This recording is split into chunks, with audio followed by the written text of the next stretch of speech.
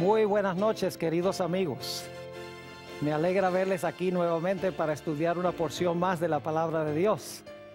También estamos muy contentos de tener con nosotros a muchas personas que están viendo por la pantalla de televisión vía satélite.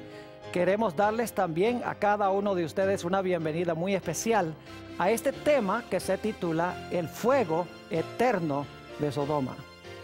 Sin embargo, antes de comenzar nuestro tema, queremos hacer lo que acostumbramos siempre, y es queremos pedir la bendición de Dios. Así que inclinemos nuestros rostros para orar. Padre Celestial, te damos gracias por el gran privilegio que nos concedes de vivir a donde podemos abrir con libertad tu santa palabra. Te damos gracias porque es una lámpara a nuestros pies y lumbrera a nuestro camino.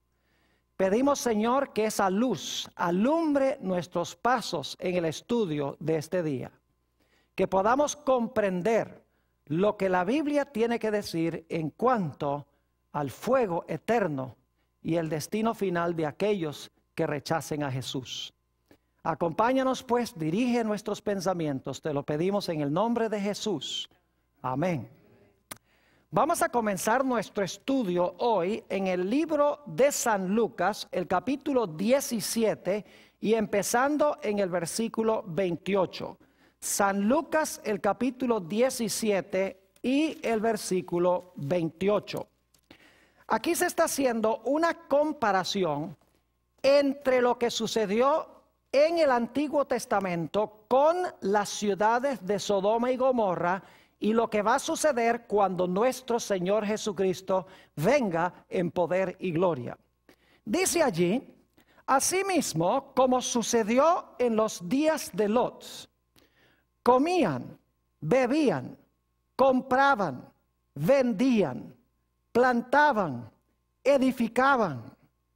Mas el día en que Lot salió de Sodoma, llovió del cielo fuego y azufre y los destruyó a todos. Así será el día en que el Hijo del Hombre se manifieste.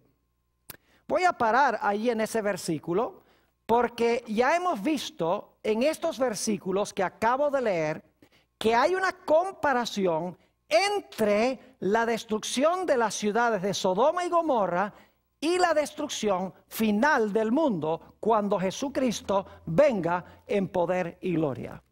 Es decir, que lo que pasó en Génesis llega a prefigurar o llega a ilustrar lo que va a suceder en relación con la segunda venida de Jesús. Así que lo primero que queremos hacer es regresar al Antiguo Testamento, regresar al libro de Génesis para estudiar lo que pasó allá. Y una vez que entendamos lo que pasó allá, vamos a tener la base para comprender lo que va a suceder en el futuro. Así que regresemos a Génesis, el capítulo 13 y el versículo 10. Génesis, el capítulo 13 y el versículo 10. Allí se nos describe cómo eran las ciudades de la llanura, las más famosas son Sodoma y Gomorra, antes de que fueran destruidas. Génesis 13 y el versículo 10. Dice, y alzó Lot sus ojos y vio toda la llanura del Jordán, que toda ella era de riego, como el huerto de Jehová, es decir, como el huerto del Edén, como la tierra de Egipto en la dirección de Zoar, antes que destruyese Jehová a Sodoma y a Gomorra. Es decir, esa llanura era tierra de riego, era una región agrícola, abundante. Dice que era tan hermoso como el huerto de Jehová o el huerto del Edén. Pero nos dice la Biblia que la gente no reconoció a Dios como la fuente de sus bendiciones. Nos dice la Biblia que esa civilización era malévola. Noten lo que dice Génesis el capítulo 13 y el versículo 13. Génesis 13 y el versículo 13 nos habla de la condición moral de las ciudades que tenían tantas bendiciones de Dios. Dice allí, mas los hombres de Sodoma eran malos y pecadores contra Jehová en gran manera. no solamente dice que eran malos, sino que eran pecadores contra Jehová en gran manera. Y esa maldad se manifestó en 3 pecados cardinales o en 3 pecados principales. El primer pecado era la perversidad sexual. Hoy en día nosotros tenemos una palabra que usamos para hablar de la perversidad sexual. Le decimos sodomía, que viene de Sodoma. Es decir, sexualmente en las ciudades eran perversas. Les puedo dar un ejemplo. Cuando los ángeles visitaron la casa de Lot, los hombres de Sodoma se reunieron alrededor de su casa y le dijeron a Lot: sácanos a esos 2 hombres porque queremos conocerlos. Eso dice en Génesis 19:5. Y créanme, no los querían conocer casualmente, como ustedes me conocen a mí. Porque la palabra conocer aquí significa tener relaciones sexuales, como cuando Adán conoció a su mujer Eva y concibió un hijo. Es decir, los hombres de Sodoma querían tener relaciones homosexuales con los ángeles. Así de perversos eran. Un segundo pecado cardinal de las ciudades era la violencia. No se les hacía nada matar libremente. En ese mismo episodio, cuando Lot estaba con los ángeles dentro de su casa, dice en Génesis 19 y el versículo 9 que los varones de Sodoma hicieron violencia contra la casa de Lot. Es decir, querían matar a Lot y querían matar a los 2 huéspedes que Lot tenía en su casa. Si no hubiera sido por una ceguera que Dios hizo caer sobre ellos, hubieran matado o por lo menos intentado matar a los ángeles y a Lot. Así que la violencia era uno de los graves pecados de estas ciudades. Un tercer pecado cardinal de estas ciudades era el materialismo craso. Noten lo que dice en el libro de Ezequiel, el capítulo 16 y los versículos 48 y 49. Ezequiel, el capítulo 16 y los versículos 48 y 49. Describe este pecado terrible del materialismo. Dice aquí lo siguiente: vivo yo, dice Jehová el Señor, que Sodoma tu hermana y sus hijas no han hecho como hiciste tú y tus hijas. He aquí que esta fue la maldad de Sodoma tu hermana: soberbia, saciedad de pan, es decir, abundancia de pan, y abundancia de ociosidad tuvieron ella y sus hijas, y no fortaleció la mano del afligido y del menesteroso. Es decir, tenían abundancia de pan, abundancia de ociosidad, pero usaban sus bienes no para ayudar, como dice aquí al afligido y al menesteroso. Eran egoístas con sus posesiones. Querían vivir cómodos, querían vivir ociosos, abundancia de pan, sin reconocer la necesidad de sus prójimos y sin reconocer a su Creador. 3 pecados cardinales: aberraciones sexuales, violencia, materialismo craso. Es más, en Judas 10 al 13, que es un librito antes de Apocalipsis, no lo vamos a leer, compara los pecados de Sodoma y de Gomorra con 3 personajes malévolos del Antiguo Testamento. Los compara con Caín, los compara con Balaam y los compara con Coré. 3 individuos inicuos del Antiguo Testamento. No tenemos tiempo de estudiar las historias, pero nos dice que los habitantes de Sodoma eran más o menos como estos personajes. Ahora, Dios nunca destruye a una civilización sin antes darles una advertencia. A pesar de que estas ciudades eran supremamente pecaminosas y Dios había determinado que Él iba a destruirlas, Dios no las iba a destruir sin enviar un mensaje de amonestación primero. Vayan conmigo a Génesis 18 y los versículos 1 al 3. Génesis 18 y los versículos 1 al 3. Dice aquí: después le apareció, es decir, a Abraham, Jehová en el encinar de Mamre, estando él sentado a la puerta de su tienda en el calor del día. Y alzó sus ojos y miró, y he aquí 3 varones que estaban junto a él. ¿Cuántos varones vinieron? 3. Dice, y cuando los vio, salió corriendo de la puerta de su tienda a recibirlos. Y ahora escuchen, y se postró en tierra. Es decir, se inclina, se postra en tierra. Y luego quiero que noten que le habla a solamente uno de ellos. Dice en el versículo 3, y dijo, Señor, fíjese que está llamando a uno de estos Señor, si ahora he hallado gracia en tus ojos, te ruego que no pases de tu siervo. Saben que yo sé que la gente de por allá es bien hospitalaria. Tuve el privilegio en el año 2001, en mayo de 2001, de hacer un viaje a los países de Líbano, Jordania y Siria. Y cuando fuimos a visitar el monte Nebo, a donde murió Moisés, estábamos subiendo en un automóvil cuando de repente unos beduinos que tenían carpas ahí al lado de la carretera, estaban cuidando unas cabras y unas ovejas, empezaron a hacernos señales que paráramos y que paráramos.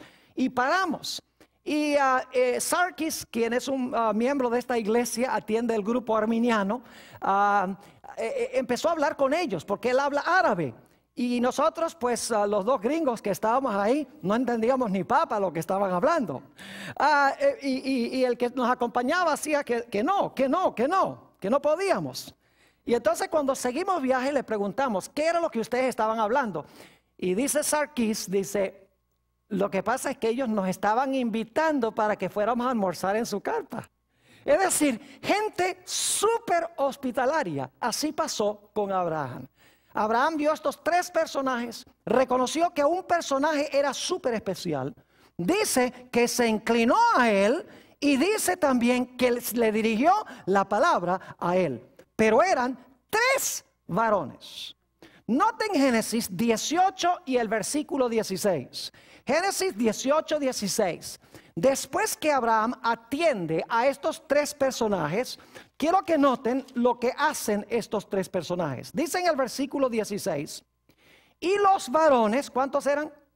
Eran 3, gracias. Y los varones se levantaron de allí y miraron hacia Sodoma. Abraham iba con ellos acompañándolos. ¿Cuántos iban entonces hacia Sodoma? Iban 4, muy bien. Ahora, quiero que noten lo que nos dice en el versículo 22. Versículo 22. Dice, y se apartaron de allí los varones, es decir, ellos van a continuar su viaje, y fueron hacia ¿dónde? Ahora escuchen, fueron hacia Sodoma, y ahora bien, Abraham estaba aún delante de ¿quién? De Jehová. Ahora, hay un punto que quiero que noten que es de crucial importancia. Muy importante. ¿Cuántos fueron los que visitaron a Abraham? 3. ¿Cuántos caminaron cierta distancia con Abraham?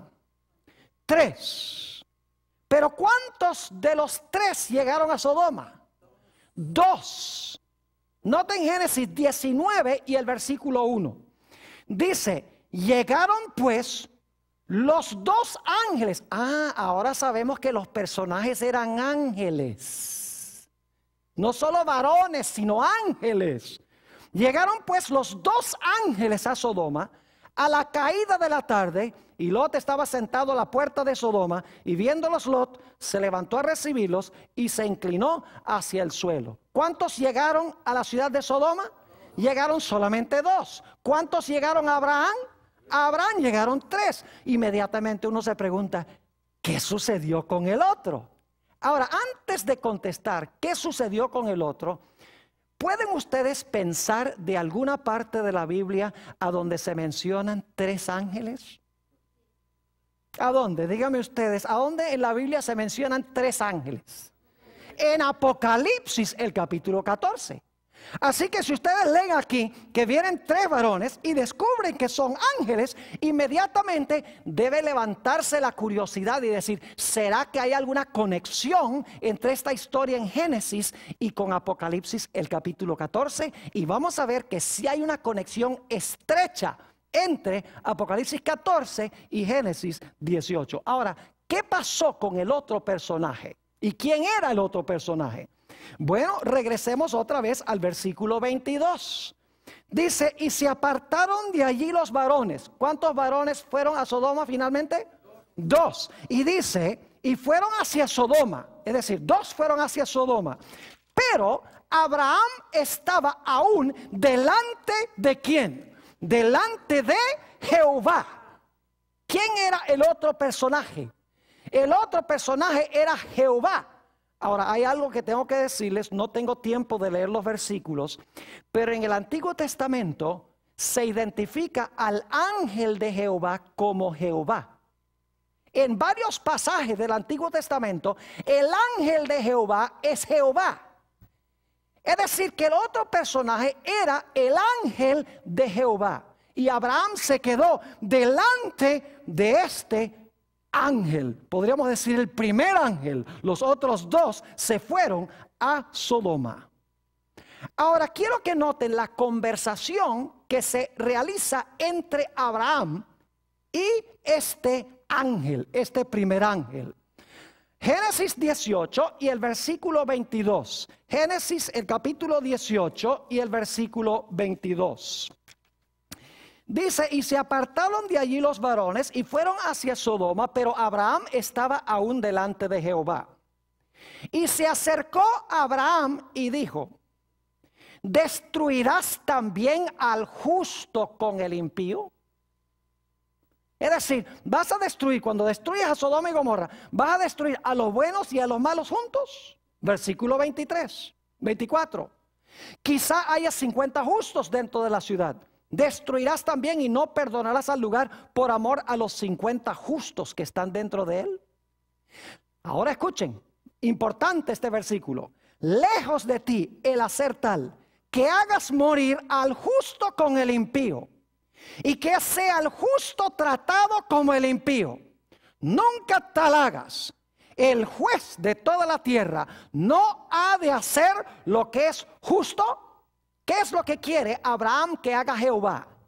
Quiere, antes de destruir las ciudades, quiere que separe a quienes, a los justos de los injustos. Quiere que se haga una obra de juicio, porque dice, no hará el juez de toda la tierra lo que es justo. Es decir, este primer ángel es un ángel que tiene que ver con juicio, con separar a los buenos de los malos, para que cuando venga la destrucción, los justos no sean destruidos. ¿Con quiénes? Con los injustos. Es decir, el mensaje de ese primer personaje es un mensaje de juicio. Voy a separar a los justos de los injustos, porque luego en la conversación dice eso. Voy a separar a los justos de los injustos. El justo no perecerá con el injusto. Primer mensaje. Pero quiero que noten que en la ciudad de Sodoma hay un segundo mensaje de un segundo ángel. Noten lo que dice Génesis 19 y el versículo 12 y 13. Génesis 19 y los versículos 12 y 13. Interesantísimo esto. Dice allí lo siguiente. Y dijeron los varones a Lot, en realidad es uno el que está hablando, pero se le atribuye a los 2, dice, y dijeron los varones a Lot, ¿tienes aquí alguno más? Yernos, y tus hijos, y tus hijas, y todo lo que tienes en la ciudad. ¿Qué dicen que hay que hacer? Sácalo de este lugar, porque vamos a destruir este lugar. Por cuanto el clamor contra ellos ha subido de punto delante de Jehová, por tanto Jehová nos ha enviado para destruirlo. Es decir, salgan de aquí, porque por la maldad vamos a destruir esta ciudad. Noten el versículo 14. Entonces salió Lot y habló a sus yernos, los que habían de tomar sus hijas, y les dijo, levantaos, salid de este lugar, porque Jehová va a destruir esta ciudad. Mas pareció a sus yernos como que se burlaba. ¿Cuál es el mensaje segundo que se da después del mensaje del juicio aquí en Génesis? Se da el mensaje de que por la pecaminosidad de las ciudades, los que se quieren salvar tienen que ¿qué? Tienen que salir de las ciudades inicuas. Pero hay un tercer mensaje, y es que si no salen, va a haber un castigo terrible que va a caer. Note lo que dice en Génesis, el capítulo 19 y el versículo 24. Génesis 19 y el versículo 24. Y quiero que noten la terminología muy cuidadosamente. Aquí está hablando ya de la destrucción de las ciudades. Dice, entonces Jehová hizo llover sobre Sodoma y sobre Gomorra azufre y fuego de parte de Jehová desde los cielos. ¿Dónde se originó el fuego? Se originó con Jehová, ¿dónde? En los cielos. Eso es muy importante. Recuerden eso. ¿Y qué fue lo que Dios envió desde los cielos? Dice, azufre y ¿qué? Y fuego contra los que no ¿qué? Contra los que no salieron de la ciudad. Es decir, tenemos tres ideas conectadas con Génesis 18 y 19. En primer lugar, un juicio separando a los justos de los injustos. En segundo lugar, una invitación a salir de las ciudades inicuas o impías. Y en tercer lugar, el que no salga va a caer sobre él fuego y azufre desde Jehová que está en los cielos. Ahora, hay un dato muy interesante que sucedió antes que viniera la destrucción. Y es que en Sodoma hubo una puerta cerrada. Es decir, la puerta de la gracia se cerró para los habitantes de Sodoma antes que cayera la destrucción. ¿Ustedes recuerdan cuando estudiamos la historia del diluvio que la puerta del arca se cerró antes de que cayera la lluvia para venir la destrucción? Ya se había hecho la separación entre justos e injustos cuando se cerró la puerta, y los injustos no sabían que estaban ¿qué? Perdidos, sino hasta que cayó el agua. Tenemos lo mismo aquí en esta historia. Noten Génesis 19 y el versículo 10. Génesis el capítulo 19 y el versículo 10. Dice aquí, entonces los varones alargaron la mano y metieron a Lot en casa con ellos. ¿Y qué hizo? ¿Qué hicieron estos personajes? Dice, cerraron la ¿qué? La puerta. Pregunto, ¿estaban ahora separados los justos de los injustos cuando se cerró la puerta? Claro que sí. Todos los malos afuera y los salvos ¿dónde? Adentro. Los que estaban afuera ya no se podían salvar, porque la puerta de su oportunidad se había ¿qué? Se había cerrado, aunque ellos no lo sabían. Como durante los 7 días la gente en el tiempo del diluvio tampoco lo sabía.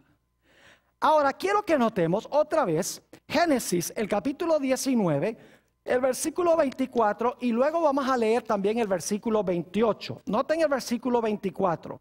Dice, entonces Jehová hizo llover sobre Sodoma y sobre Gomorra azufre y fuego de parte de Jehová desde los cielos. Y quiero saltar el versículo 28. Dice, y miró Abraham, y miró hacia Sodoma y Gomorra, y hacia toda la tierra de aquella llanura miró, y he aquí que el humo subía de la tierra como el humo de un ¿qué? De un horno. Fuego y azufre vino de Jehová en los cielos, cayó sobre las ciudades, y el humo de las ciudades ascendió, según dice aquí, hacia el cielo. Saben, yo he tenido el privilegio de estar en esa región del Mar Muerto, tanto en el lado israelí como en el lado jordano. Y es interesantísimo el contraste entre el Mar Muerto y el Mar de Galilea. El Mar de Galilea es un mar lleno de vida, lleno de peces, ahí pescaban los apóstoles, hay aves, La vegetación es verde, hermosa. Es algo lindo. Pero cuando uno va al Mar Muerto, que no queda muy distante, es como si hubiera un gigantesco hoyo en la tierra. Es el lugar que está más por debajo del nivel del mar en el planeta Tierra. Está a 1526 pies por debajo del nivel del mar. Como si se hubiera abierto un hoyo allí, un hueco en la tierra. Y lo interesante es que allí no hay nada vivo. No hay árboles, no hay plantas. Las aguas son súper saladas, están llenas de minerales. Uno puede bañarse ahí en el Mar Muerto y es tan salado el mar que es difícil para uno ahogarse. Yo no sé si una persona se puede ahogar ahí porque uno flota. Y no hay nada vivo dentro del mar. No hay peces, no hay ni siquiera microorganismos. Es muerto. Y recuerden que leímos que esa región era como el huerto del Edén antes que Dios la destruyera. Fue terrible lo que hizo el fuego y el azufre que descendió del cielo, que consumió esas ciudades inicuas. Y el humo dice que subió como el humo de un horno. Ahora quiero que vayamos a Judas, el versículo 7. Ese es ese librito inmediatamente antes del libro de Apocalipsis, Judas 7. Y quiero que notemos allí algo muy interesante en cuanto a la destrucción de estas ciudades. Judas 7. Y no decimos capítulo porque solamente tiene un capítulo. Así que decimos nada más el versículo. Note lo que dice el versículo 7. Como Sodoma y Gomorra y las ciudades vecinas, las cuales de la misma manera que aquellos, habiendo fornicado, he ido en pos de vicios contra naturaleza, fíjese, hablando de las aberraciones sexuales, fueron puestas, por ejemplo, sufriendo el castigo ¿de qué? El castigo del fuego eterno. ¿Qué sufrieron Sodoma y Gomorra? Sufrieron el castigo del fuego ¿qué? Eterno. ¿Qué clase de fuego destruyó Sodoma y Gomorra? Aquí dice que fueron destruidos con fuego eterno. No lo digo yo, lo dice la Biblia. Pero ahora tenemos un problema. Vayan conmigo a 2 de Pedro. El capítulo 2 y el versículo 6. Segunda de Pedro, el capítulo 2 y el versículo 6. Hablando de las mismas ciudades de Sodoma y Gomorra, dice, y si condenó por destrucción a las ciudades de Sodoma y Gomorra, reduciéndolas ¿a qué? A ceniza, y poniéndolas de ejemplo a los que habían de vivir impíamente. ¿A qué fueron reducidas las ciudades de Sodoma y Gomorra? Fueron reducidas a ceniza. Ahora yo pregunto, ¿cuántos de ustedes alguna vez han tratado de consumir o de quemar cenizas?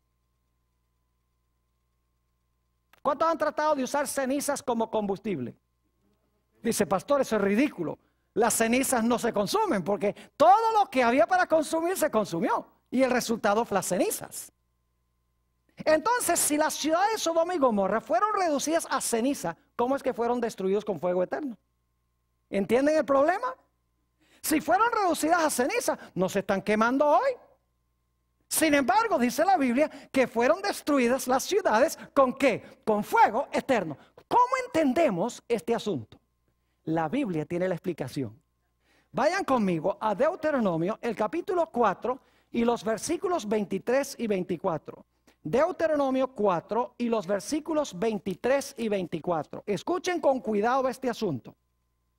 Aquí Dios le advierte al pueblo de Israel: guardaos, no os olvidéis del pacto de Jehová vuestro Dios, que Él estableció con vosotros, y no os hagáis escultura o imagen de ninguna cosa que Jehová tu Dios te ha prohibido. Es decir, no practiques la idolatría. ¿Por qué razón? Versículo 24. Porque Jehová tu Dios es fuego consumidor, Dios celoso. ¿Qué es Jehová? Dice aquí que Dios, Jehová, es fuego consumidor. Jehová es fuego, según dice este texto. Ahora note lo que dice también Hebreos 12, 28 y 29. Hebreos el capítulo 12 y los versículos 28 y 29. Tiene más o menos el mismo pensamiento, pero en unas palabras un poquito diferentes. Dice allí en el versículo 28, así que, recibiendo nosotros un reino inconmovible, tengamos gratitud, y mediante ellas sirvamos a Dios, agradándole con temor y reverencia. Es decir, debemos servir a Dios y debemos agradarle con temor y reverencia. Ahora escuchen bien. Porque nuestro Dios es ¿qué? Nuestro Dios es fuego consumidor. Yo les pregunto, ¿por cuánto tiempo ha sido Dios un fuego consumidor? ¿Por cuánto tiempo ha sido Dios fuego consumidor? Eternamente. Entonces, ¿el fuego es qué? El fuego es eterno. Ahora vamos a Éxodo para que entiendan un poquito mejor todavía. Éxodo 24, 15 al 17. Porque ustedes están pensando, pastor, pero entonces Dios es un montón de llamas de fuego. No, Dios no es un montón de llamas de fuego. Pero Dios es fuego consumidor. Se usa el fuego como un símbolo de Dios para algo. Éxodo 24 y noten el versículo 15. Éxodo 24 y el versículo 15. Y vamos a leer hasta el versículo 17. Dice aquí: entonces Moisés subió al monte y una nube cubrió el monte. Gracias a Dios que una nube cubrió el monte, porque si no el pueblo hubiera muerto todo. Ahora escuchen bien. Y la gloria de Jehová reposó sobre el monte Sinaí. ¿Qué reposó sobre el monte Sinaí? La gloria de Jehová, muy bien. Y la nube lo cubrió por 6 días. Y al 7º día llamó a Moisés de en medio de la nube. Y ahora viene el versículo clave. Y la apariencia de la gloria de Jehová era como un fuego abrasador en la cumbre del monte a los ojos de los hijos de Israel. ¿Qué es lo que parecía fuego? Según el versículo, díganme ustedes, ¿qué era lo que parecía fuego? Dice que la gloria de Jehová parecía un ¿qué? Un fuego abrasador. Es decir, el fuego es la gloria de Dios. Yo pregunto, ¿por cuánto tiempo ha tenido Dios su gloria? Solamente por 6,000 años. ¿Ha tenido para siempre su gloria? Claro que sí. Si la gloria de Dios es como un fuego consumidor, ¿por cuánto tiempo ha sido Dios o la gloria de Dios un fuego consumidor? Eternamente. Es decir, el fuego consumidor es eterno porque el fuego consumidor es ¿quién? Es Dios. ¿Dónde se originó el fuego que quemó a Sodoma y Gomorra? Dice que vino ¿de dónde? De Jehová en los cielos y consumió las ciudades. Es decir, Dios por un momento quitó el velo que cubría su ¿qué? Su gloria. Y reveló su gloria como cuando venga Jesús. Y el resultado fue que las ciudades fueron ¿qué? Incineradas por la gloria de Dios, que es fuego consumidor.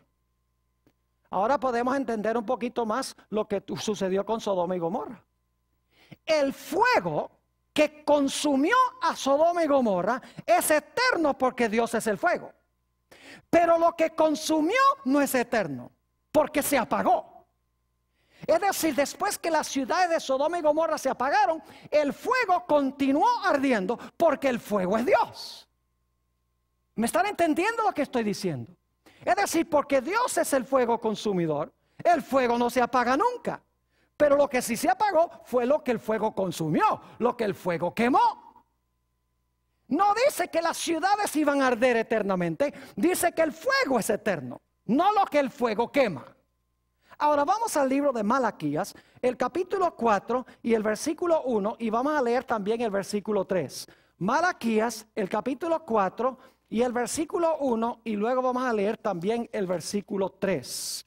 Este es el último libro del Antiguo Testamento antes del Evangelio según San Mateo. Dice en el versículo 1, hablando de la venida de Jesús: porque he aquí, viene el día ardiente como un horno. ¿Va a venir un día de fuego, sí o no? Sí, sí, cómo no. Y todos los soberbios y todos los que hacen maldad serán ¿qué? Estopa. Aquel día que vendrá los abrazará. Brasas, tiene que ver con fuego, ¿verdad? Los abrazará, ha dicho Jehová de los ejércitos, y no les dejará ni raíz ni rama. ¿Qué es lo que va a hacer el fuego? El fuego los va a consumir, no va a quedar ni la raíz. ¿Quién es la raíz del pecado? Satanás. ¿Y quiénes son las ramas? Sus seguidores. La serpiente y su ¿qué? y su simiente, por usar otra ilustración. Raíz y ramas es lo mismo que Satanás y su ¿qué? Y su simiente o sus seguidores. Dice que no les dejará ni raíz ni ramas. Noten el versículo 3. Versículo 3 dice, hollaréis a los malos, los cuales serán ¿qué? Ceniza bajo las plantas de vuestros pies, en el día en que yo actúe, ha dicho Jehová de los ejércitos. ¿A qué serán reducidos los impíos? Los impíos serán reducidos ¿a qué? A cenizas. Si son reducidos a cenizas, ¿todavía van a estar quemándose? Claro que no. Yo pregunto, ¿el fuego que los consumió es eterno? Claro que sí, pero no lo que el fuego consumió, porque lo que el fuego consumió se apaga y se vuelve ¿qué? Cenizas. ¿Saben que la Biblia también dice que Satanás va a ser reducido a cenizas? Nota lo que dice el libro de Ezequiel, el capítulo 28 y los versículos 18 y 19. Ezequiel 28, 18 y 19. Hablando de este glorioso querubín cubridor que el Señor Jesucristo creó, que escogió pecar por su libre albedrío. Dice en el versículo 18, con la multitud de tus maldades y con la iniquidad de tus contrataciones profanaste tu santuario. Yo pues saqué fuego de en medio de ti, el cual te ¿qué? Te consumió. ¿Y te puse en qué? Te puse en ceniza sobre la tierra a los ojos de todos los que te miran. Todos los que te conocieron de entre los pueblos se maravillarán sobre ti. Espanto serás y para siempre dejarás de ser. ¿Qué va a pasar con Satanás? Será reducido ¿a qué? A cenizas y para siempre dejará de ¿qué? Dejará de ser. Ahora noten, segunda de Tesalonicenses 1, 7 al 9. Segunda de Tesalonicenses, el capítulo 1 y los versículos 7 al 9. Está hablando aquí de la segunda venida del Señor Jesucristo. Y quiero que noten la terminología. Dice en el versículo 7, hablando de los que son perseguidos, de los hijos de Dios, y a vosotros, que sois atribulados, daros reposo con nosotros. Es decir, vamos a tener reposo. Cuando se manifieste el Señor Jesús desde el cielo con los ángeles de su poder. ¿Y cómo se va a manifestar? ¿En qué? En llama de fuego. ¿Por qué razón? Porque Dios es ¿qué cosa? Fuego consumidor, en llama de fuego. Para dar retribución a los que no conocieron a Dios ni obedecen el evangelio de nuestro Señor Jesucristo, los cuales sufrirán pena de eterna perdición. Volvemos a eso en un momento. Excluidos de la presencia del Señor y de la gloria de su poder. ¿De qué van a ser excluidos? Van a ser excluidos, según esto, ¿de qué? De la presencia del Señor y de su ¿qué? Y de la gloria de su poder. ¿Por qué van a ser excluidos? Porque cuando Él venga, viene como fuego consumidor. Y los impíos van a ser consumidos y van a ser reducidos ¿a qué cosa? A cenizas. Y dice aquí, en el versículo 9, que sufrirán eterna perdición. Yo pregunto, cuando se pierdan, ¿van a quedar perdidos para siempre? ¿O va a haber algún momento en que Dios va a decir, bueno, vamos entonces a tomar las cenizas y vamos a hacerlos de nuevo? Yo pregunto, ¿la pena es eterna? ¿El castigo es eterno? ¿Seguirán siendo para siempre cenizas? ¿Nunca tendrán resurrección?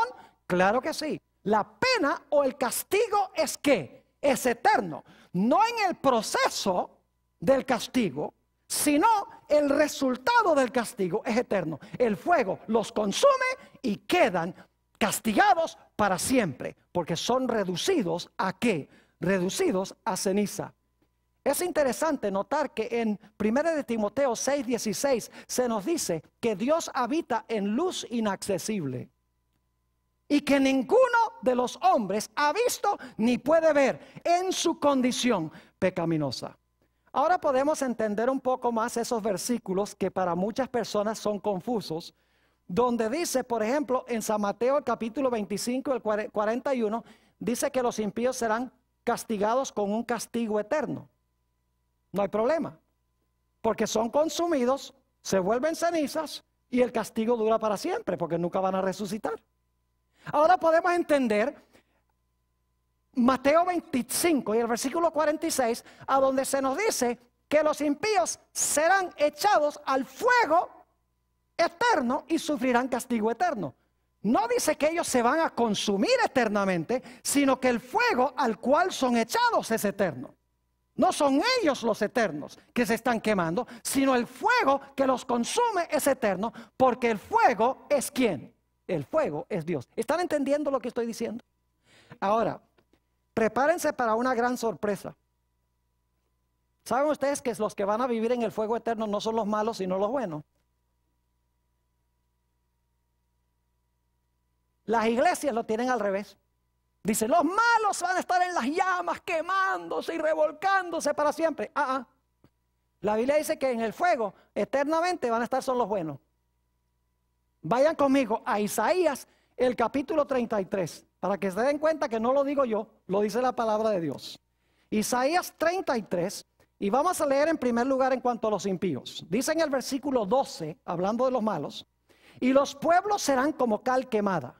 Como espinos cortados serán quemados con fuego. Es decir, los impíos van a ser consumidos, van a ser quemados con fuego. Ahora vamos al versículo 14. Los pecadores se asombraron en Sión. Espanto sobrecogió a los hipócritas. Y ahora escuchen bien. ¿Quién de nosotros morará con el fuego consumidor? ¿Quién de nosotros habitará con las llamas eternas? El que camina en justicia y habla lo recto, el que aborrece la ganancia de violencias, el que sacude sus manos por no recibir cohecho, ustedes le dicen mordidas, el que tapa sus oídos para no oír propuestas sanguinarias, el que cierra sus ojos para no ver cosa mala. ¿Quiénes son los que van a vivir en medio, habitar en medio de las llamas eternas? No son los malos, sino que son los buenos. Los malos no pueden, porque cuando el fuego se manifiesta, se vuelven cenizas. Pero el fuego sigue ardiendo, porque el fuego es la gloria de Dios. Solo los justos podrán habitar en la presencia de Dios, con las llamas eternas, sin ser destruidos. ¡Qué glorioso! Las iglesias lo tienen al revés. Dicen que son los malos que se van a quemar para siempre, porque la Biblia dice que el fuego es eterno. Sí, la Biblia dice que el fuego es eterno, pero no dice que los pecadores son eternos. El problema es no leer con cuidado lo que dice la Sagrada Escritura. ¿Me están entendiendo lo que estoy diciendo? Es de crucial importancia. Ahora necesitamos continuar nuestro estudio haciendo el paralelo con el libro de Apocalipsis. ¿Recuerdan ustedes en Génesis que tenemos tres ángeles, tres ideas? Primero, separar a los justos de ¿quiénes? De los injustos. Y cuando sean separados, ya se puede castigar a los injustos. Segunda idea, salgan de esas ciudades inicuas, porque vamos a destruir las ciudades. Salid de ella, pueblo mío. Y el tercer mensaje, si no salen, va a caer ¿qué cosa? Va a caer llover de Jehová, fuego y azufre, y el humo va a subir como el humo de un ¿qué? De un horno. Yo pregunto, ¿son esos los mensajes de los tres ángeles en Apocalipsis 14? Claro que sí. Noten Apocalipsis 14 y el versículo 6 y 7. Apocalipsis el capítulo 14 y los versículos 6 y el versículo 7. Dios antes de destruir el mundo va a dar un mensaje global. Fíjense lo que dice el versículo 6. Vi volar por en medio del cielo a otro ángel que tenía el evangelio eterno para predicarlo a los moradores de la tierra, a toda nación, tribu, lengua y pueblo. ¿Es global el mensaje? ¿Es universal? ¿Cómo no? Ahora escuchen, diciendo a gran voz, temed a Dios y dadle gloria. ¿Por qué qué? Porque la hora de su juicio ha llegado. Y adorad a aquel que hizo el cielo, la tierra, el mar y las fuentes de las aguas. ¿Cuál es el mensaje del primer ángel que va a todo el mundo? La hora de su juicio ¿qué? Llegó. La hora de separar a los justos ¿de quiénes? De los injustos, porque va a venir fuego y azufre del cielo. Ahora, ¿cuál es el mensaje del segundo ángel? Noten Apocalipsis 14 y el versículo 8. Dice, otro ángel le siguió diciendo, ha caído Babilonia, que sería equivalente a Sodoma. Ha caído Babilonia, la gran ciudad, porque ha hecho beber a todas las naciones del vino del furor de su fornicación. Vamos un momento al capítulo 18 para que ustedes se den cuenta que con este mensaje hay una invitación para salir de Babilonia. Dice en el capítulo 18 y el versículo 1, después de esto vi a otro ángel descender del cielo con gran poder y la tierra fue alumbrada con su gloria. Y clamó con voz potente diciendo, ha caído la gran Babilonia. Y se ha hecho habitación de demonios y guarida de todo espíritu inmundo y albergue de toda ave inmunda y aborrecible. Y luego vamos a saltar al versículo 4. Y oí otra voz del cielo que decía, ¿qué cosa? Salid de ella, pueblo mío, para que no seáis partícipes de sus pecados, ni recibáis parte de sus plagas. ¿Cuál es el segundo mensaje? Ha caído Babilonia como Sodoma había caído. Salgan de allí, pueblo mío, para que no caiga sobre ustedes la destrucción. ¿Y saben cuál es el mensaje del tercer ángel? El mensaje del tercer ángel es, si no sales, Apocalipsis 14, 9 al 11, no lo vamos a leer, ustedes lo pueden leer. Dice, si no salen de Babilonia, va a caer sobre ustedes, ¿qué cosa? Fuego y azufre, y el humo de su incendio subirá, ¿qué? Por los siglos de los siglos, que es una mejor traducción. Porque los impíos se van a quemar mucho tiempo. No voy a entrar en eso. Y Satanás se va a quemar más que todos.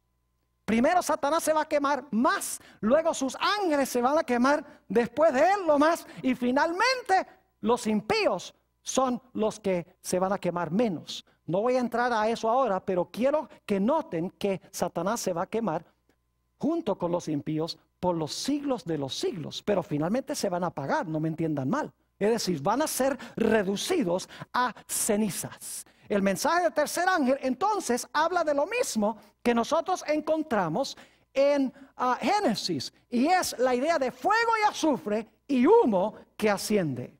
Ahora yo pregunto, ¿Dios va a cerrar la puerta de la gracia de este mundo antes de que venga la destrucción? ¿Cómo no? Dice en Apocalipsis 22:11, el que es justo sea justo todavía. El que es santo sea santo todavía. El que es injusto sea injusto todavía. Y el que es inmundo sea inmundo todavía.